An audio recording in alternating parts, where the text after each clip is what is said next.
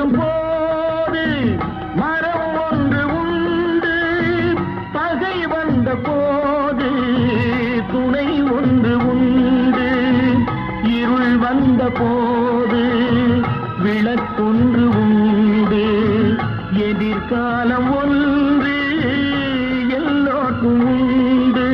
உண்மை என்பது என்றும் உள்ளது, தெய்வத்தின் மொழியாகும். நன்மை என்பது நாளை வருவது, நம்பிக்கை ஒளியாகும். புத்தன், இயேசு, காந்தி பிறந்தது பூமியில் எதற்காக? தோழா, ஏழை நமக்காக.